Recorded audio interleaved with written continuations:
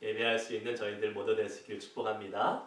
오늘 말씀의 제목은 말씀과 기도의 시너지 효과라는 제목을 가지고 함께 말씀을 나눠보려고 합니다. 여러분, 시너지 효과라는 말을 들어보셨죠? 시너지. 많이 들어보셨을 것입니다.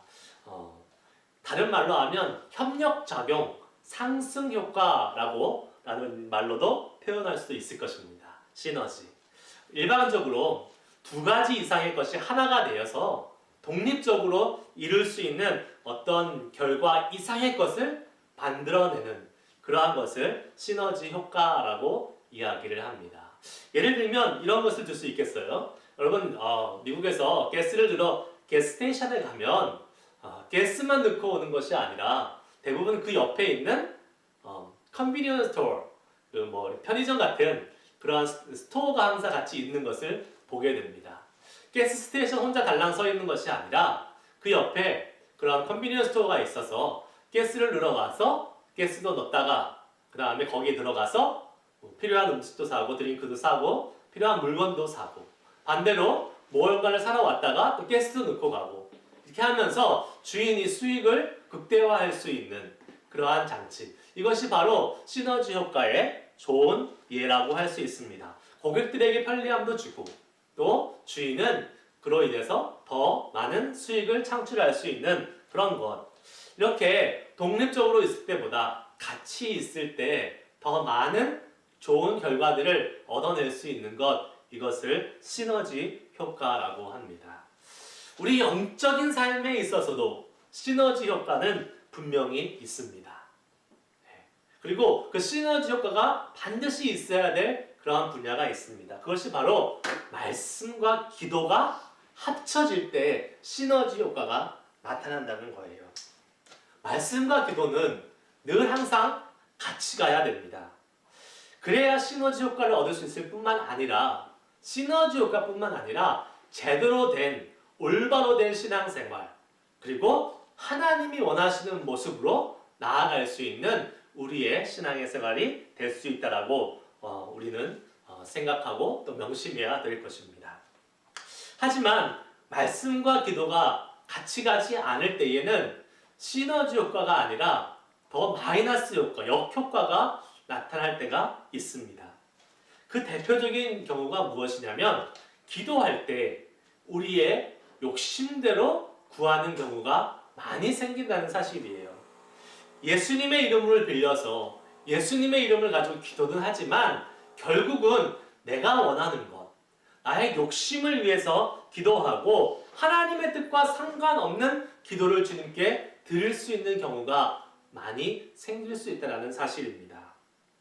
야고보서 4장 2절 3절 말씀에 보면 너희가 얻지 못함은 구하지 아니하기 때문이요 구하여도 받지 못함은 정욕으로 쓰려고 잘못 구하기 때문이라 라는 말씀이 있습니다.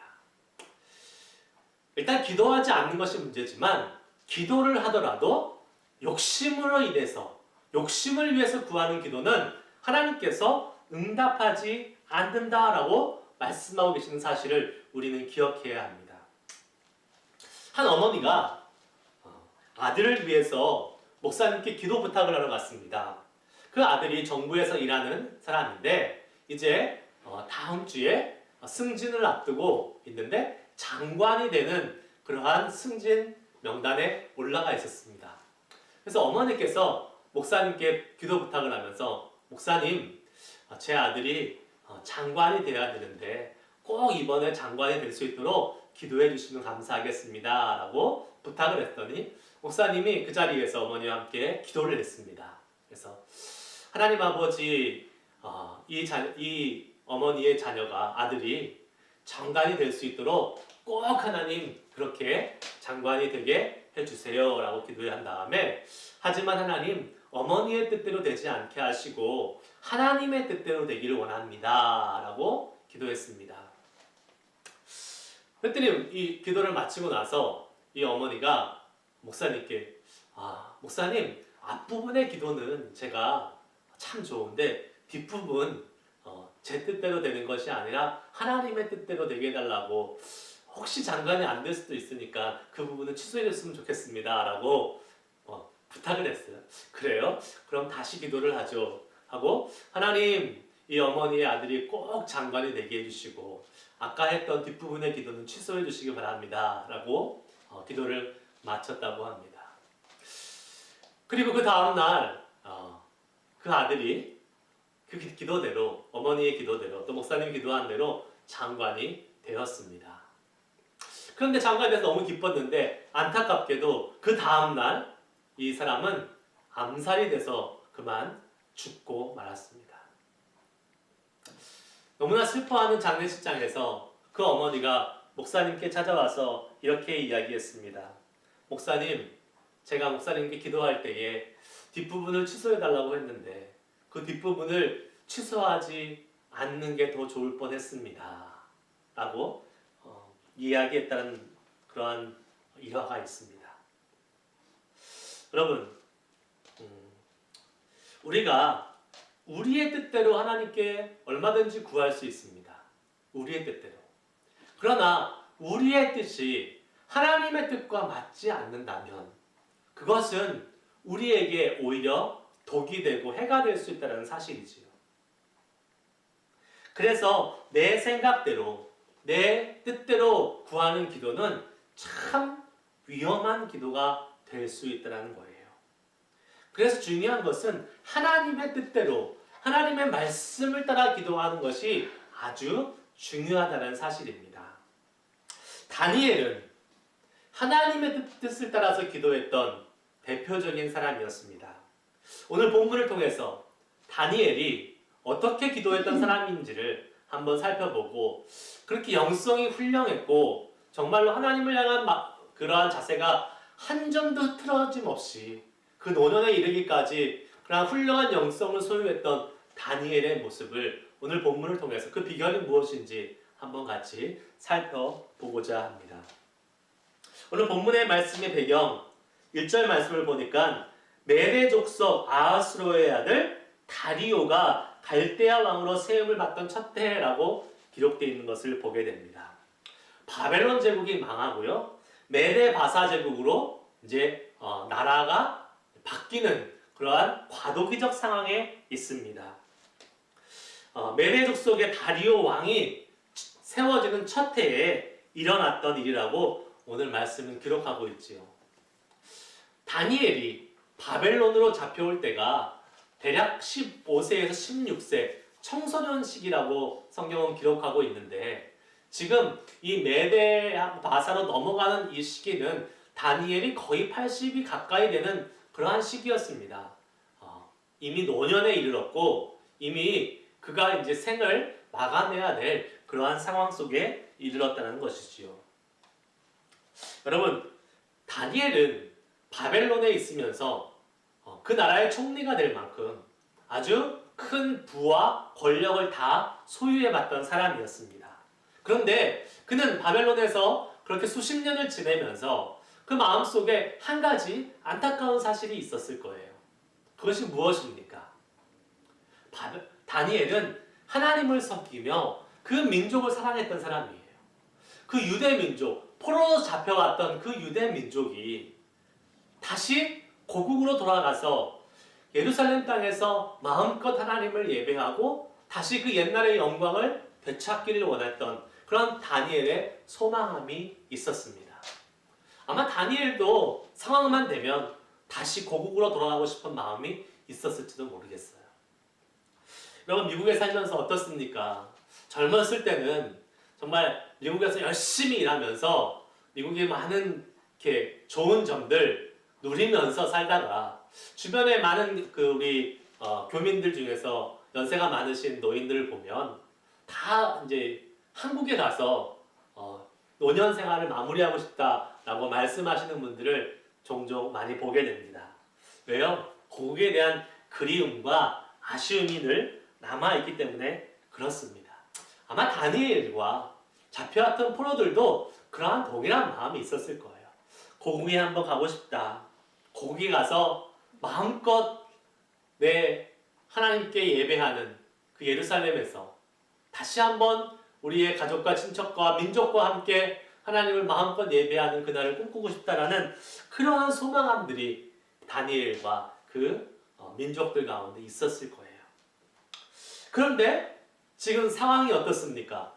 바벨론, 자기들을 포로로 잡아왔던 이 바벨론 나라는 망해서 멸망해 가고 있고, 그 다음에 새로운 나라가 세워지는 이 과도기적 상황. 그러니 이쯤 되면 어쩌면 예루살렘으로 돌아갈 수 있겠다라는 소망감이 생기는 때가 아니겠습니까? 그런데 그 다니엘의 소망과 계획과는 달리 예루살렘으로 돌아갈 수 있다라는 그러한 소식은 전혀 들리지 않고 있었습니다. 오히려 그러니까 더 불안해지기 시작하는 거예요. 그 마음이 더 걱정이 되는 거예요. 그나마 바벨론에 있을 때는 내가 총리에 있어서 이 유대 민족들을 보호해 줄 수도 있고 유대 민족들의 이득을 위해서 무엇인가를 할 수 있었는데 이제 나라가 바뀌게 되면 나의 이 모든 것은 없어져 버릴 테고 그러면 우리 민족은 어떻게 될 것인가 라는 불안함이 찾아오기 시작했을 것입니다. 걱정이 될 수 있을 거예요. 여러분, 우리는 어떻습니까? 우리가 예상한 대로 일이 진행되지 않을 때에 우리가 계획한 것, 우리가 생각한 것, 예상한 대로 일이 진행되지 않을 때에는 어떤 생각이 듭니까? 두려운 마음이 들잖아요. 걱정되는 마음이 생기잖아요. 그럴 때 여러분은 무엇을 가장 먼저 하십니까? 나의 예상대로, 나의 뜻대로 일이 되지 않을 때에 뭘 가장 먼저 하세요? 다니엘이 제일 먼저 한 건 무엇이냐면 하나님의 말씀을 읽었다라는 거예요.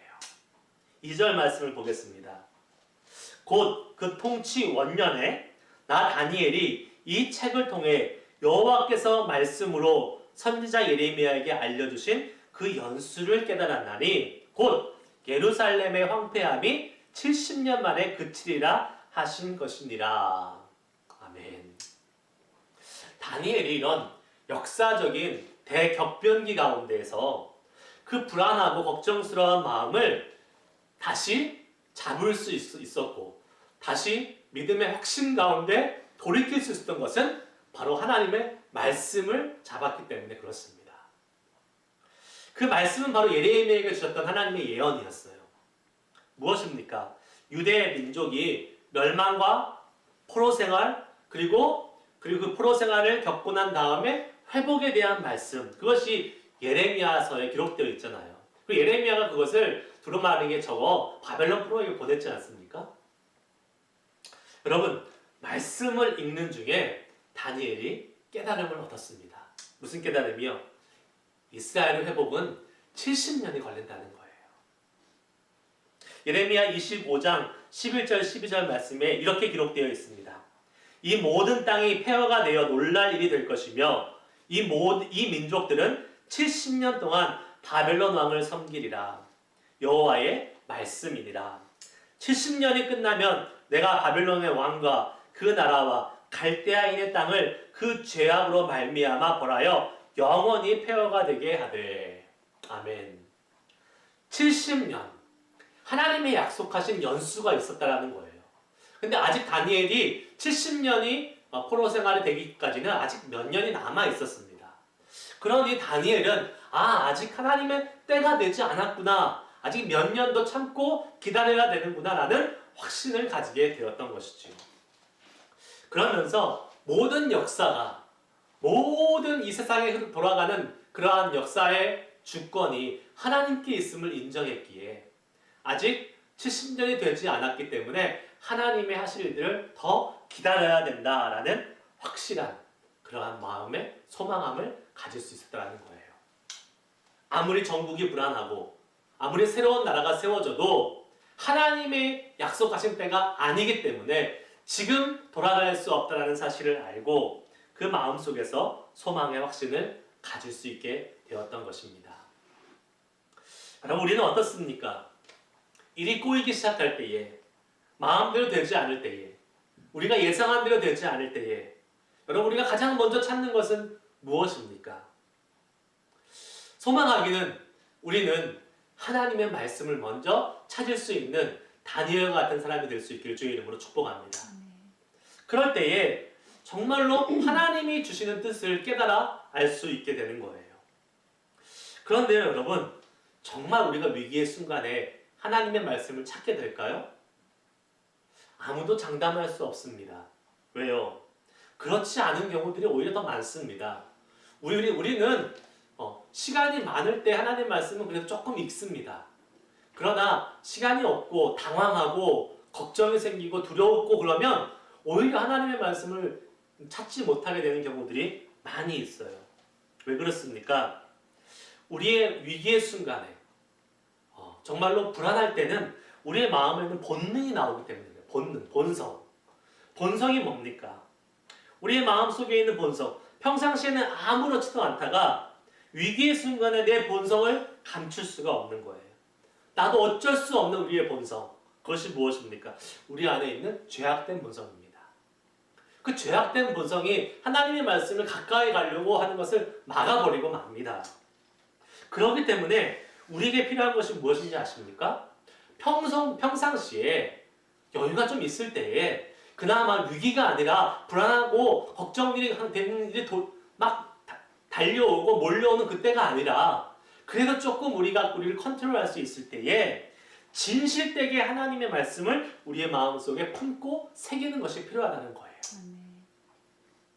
그냥 하루하루 의무감이나 책임감 때문에 큐티하고 말씀을 읽어서는 안 됩니다. 정말 하나님의 말씀을 진실되게 마음을 받고 하나님 내가 숙제하듯이 때우듯이 큐티하고 주의 말씀을 읽어가는 것이 아니라 그 하나님의 말씀이 내 마음속에 내 가슴속에 자리 잡고 언제나 위기의 순간에 나도 모르게 그 하나님의 말씀이 역사할 수 있도록 그 마음이 우리 가운데 머물 수 있도록 그 말씀이 머물 수 있도록 우리는 진실되게 하나님 말씀을 대하고 그리고 하나님 말씀을 채워 넣는 훈련이 우리에게 평상시에 필요할 줄 믿습니다. 그렇게 할 때에 하나님의 말씀이 우리에게 깨달아지는 거고요. 그렇게 쌓인 하나님의 말씀이 위기의 순간에 우리에게 찾아와서 그 주님의 말씀으로 우리가 나아가야 될 방향과 하나님의 계획들을 알려주시는 줄 믿습니다. 다니엘이 말씀을 통해서 깨달았던 그러한 하나님이 주시는 영적 깨달음의 소망이 우리에게도 있기를 소원합니다. 우리가 알 수 없는 안개 같은 인생을 살아가다 보면 답답하고 불안할 때가 분명히 있습니다. 내가 내 힘대로 해결할 수 없는 일이 올 때가 분명히 있다는 거예요. 그때 우리에게 필요한 것은 내가 해결할 수 없으니 더 이상 내가 애쓰지 말고 하나님의 말씀 앞에 우리를 내어드릴 수 있는 저와 여러분 되시기를 주의 이름으로 축복합니다. 그 말씀이 우리를 지키시고 그 말씀이 우리를 소망으로 이끄실 줄 믿고 하나님의 말씀 가운데 다시 나아갈 수 있는 저와 여러분 될 수 있기를 간절히 소망합니다. 시편 119편 105절에 이러한 말씀이 있지요. 주의 말씀은 내 발의 등이요 내 길의 빛이니라. 아멘. 하나님의 말씀이 우리를 어두운 안개 속에서 이끌어 줄 수 있습니다. 그리고 깨달음이 우리를 다시 한번 새로운 길로, 소망의 길로, 확신의 길로 인도하실 것을 믿고 우리가 말씀으로 다시 한번 새로워질 수 있는 우리 모두가 될 수 있기를 다시 한번 축복합니다. 오늘 본문에서 배울 수 있는 또 다른 한 가지 영적인 교훈은 그 다니엘이 말씀으로 깨달음을 얻은 다음에 그 말씀으로 그치지 않았다는 거예요. 그 깨달은 말씀이 어떻게 해요? 기도로 연결되었다는 사실입니다. 3절 말씀을 한번 볼까요? 내가 금식하며 베옷을 입고 죄를 덮어쓰고 주 하나님께 기도하며 간구하기를 결심하고 라고 기록되고 있습니다. 다니엘이 70년이란 세월을 다 차려면 몇 년 더 있어야 되는 것을 깨닫고 나서 그 다음에 그가 했던 것은 하나님께 그 말씀을 잡고 기도의 자리로 나아갔다는 사실이에요. 말씀을 통해서 깨달은 다니엘이 한 일은 기도했다는 사실입니다. 우리가 오해하기 쉬운 것 중에 하나가 기도와 말씀을 분리해서 생각한다는 거예요. 말씀은 말씀이고 기도는 기도야. 그리고 말씀 있는 시간과 기도하는 시간을 구분해서 생각하면서 따로따로 이렇게 여기고 신앙생활을 하는 경우들이 있습니다. 그런데 그것은 좋은 신앙생활의 모습이 아닙니다. 물론 말씀과 기도가 물론 따로따로 이렇게 할 수도 있겠지만 언제나 말씀과 기도는 항상 같이 있을 때에 그것이 서로에게 도움을 주고 또 서로에게 올바른 길로 갈 수 있도록 인도해 준다는 사실이에요. 어떤 분의 간증을 들었습니다. 직장을 구하기 너무나 힘들어서 직장을 구하기 위해서 계속 결심하고 기도하기 시작했습니다. 직장이 없으니까 할 일이 없잖아요, 집에서. 그래서 가족들에게 이야기했습니다. 나는 오늘부터 직장을 구할 때까지 방에 들어가서 계속 기도만 할 거야. 직장을 달라고 하나님께 기도할 거야. 라고 이렇게 믿음의 사람이니까 선포를 했습니다. 그리고 들어가서 기도하기 시작했습니다. 하나님 저에게 직장을 주세요. 그리고 나한테 더 이상 할 말이 없더래요. 하나님 저에게 직장을 주세요. 말을 이렇게 바꿔보고 하나님 저에게 일터를 주세요. 하나님 저에게 월급을 주세요. 아무리 바꾸고 다른 말로 돌려서 기도를 해도 10분을 못 넘기겠다는 겁니다. 10분을 넘길 수가 없더래요. 여러분 10분 동안 기도한다는 거 쉽지 않습니다.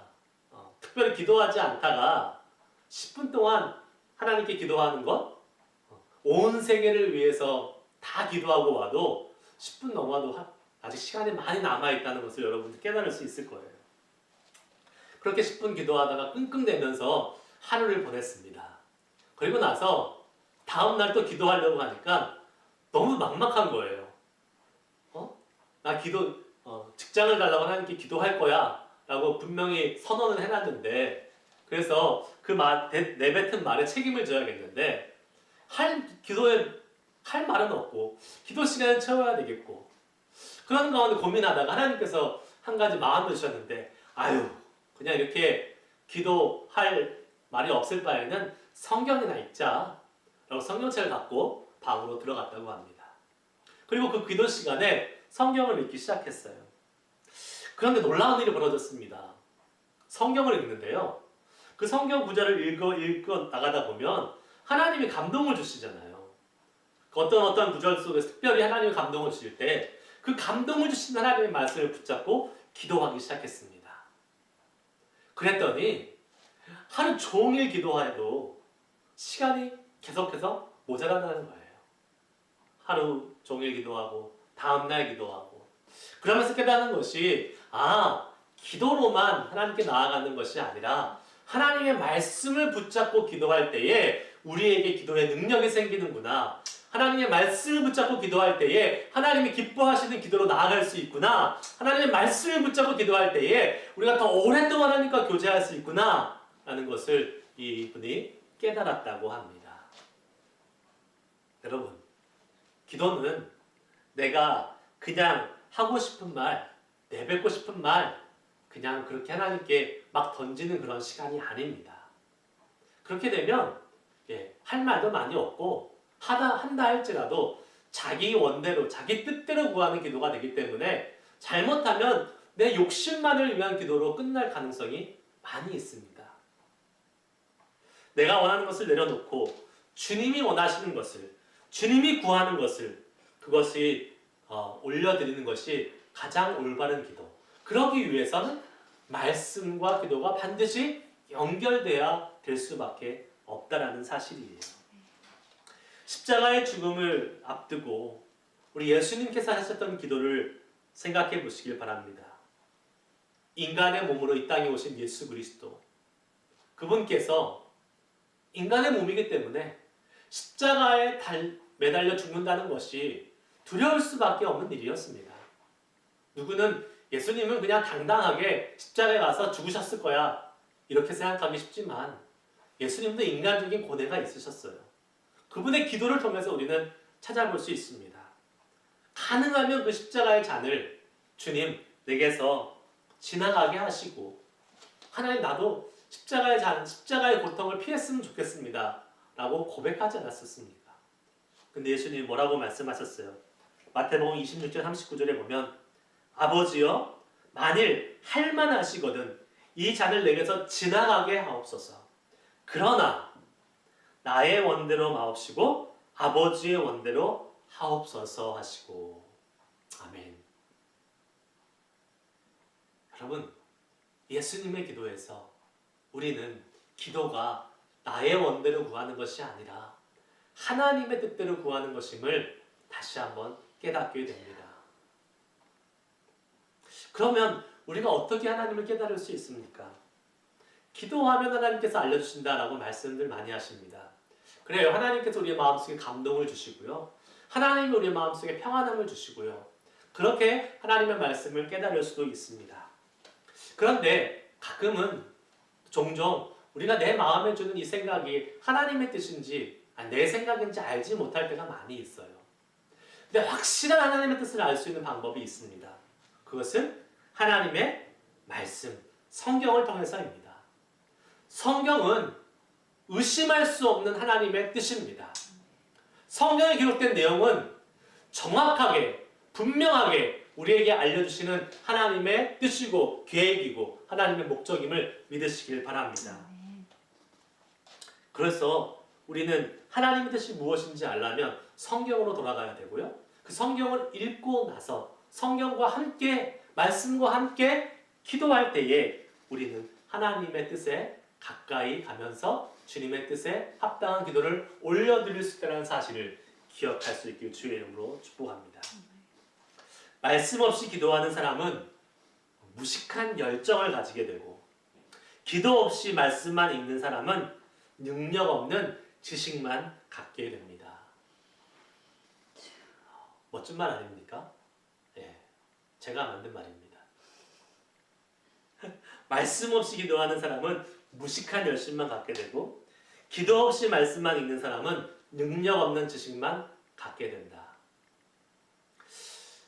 예, 이런 말씀. 그리고 또 어떤, 제가 이거는 다른 어떤 목사님이 하신 그런 말씀을 봤는데요. 이렇게 말씀하시더라고요. 말씀이 깨달아지면 그때 기도하고, 기도의 능력이 나타날 때 그때 말씀으로 연결해야 된다. 여러분, 말씀과 기도는 항상 같이 연결돼야 됩니다. 그래야 시너지 효과가 나타나게 됩니다. 이제 여러분, 우리는 말씀과 기도의 시너지 효과를 얻는 그러한 신앙생활을 했으면 좋겠어요. 기도가 안 된다고 여러분 그냥 포기하지 마십시오. 기도의 자리에 나가십시오. 그리고 나는 기도를 할 줄 몰라, 나는 기도를 오래 하지 못해 라고 미리 포기하지 마시고 하나님의 말씀을 펴십시오. 기도의 자리에 앉아서 하나님의 말씀을 읽으십시오. 그 말씀을 읽다가 주님이 주시는 깨달음이 있을 때에 그 깨달음을 가지고 기도하는 것입니다. 그러면 그 기도에 놀라운 능력이 나타납니다. 그 왜 그렇습니까? 하나님의 말씀으로 기도했기 때문에 그렇습니다. 그리고 기도할 제목이 없다라고 말씀하시는 분들도 계시는데, 기도할 제목이 왜 없습니까? 하나님의 말씀을 읽다 보면 하나님이 주시는 감동이 얼마나 많은데요. 이웃을 위해서, 세계를 위해서, 교회를 위해서, 다른 나라와 민족들을 위해서, 가족을 위해서, 나의 신앙을 위해서 성경을 읽다 보면 기도의 제목들이 무궁무진하게 나오는 것을 보게 됩니다. 분명 하나님께서 말씀 가운데 우리에게 감동을 주실 것이고, 그 감동을 주시고 깨달음을 가지고 기도의 자리로 나아갈 때에 다니엘이 노년까지, 젊었을 때 청소년부터 노년까지 그 위대한 영성을 가지고 살아갔던 그러한 모습이 우리 가운데도 허락될 줄 믿습니다. 분명 하나님은 우리에게 말씀과 기도를 함께 연결시켜서 시너지 효과를 내면서 신앙생활을 할 수 있는 은혜의 축복을 허락해 주셨습니다. 그 하나도 놓치지 않고 같이 함께 우리 삶 속, 우리의 신앙의 삶 속에 같이 동행함으로 말미암아 우리의 삶이 더욱더 풍성한, 그리고 다니엘과 같은 위대한 영성을 가진 귀한 주님의 믿음의 사람들이 될 수 있기를 주의 이름으로 축복합니다. 기도하시겠습니다.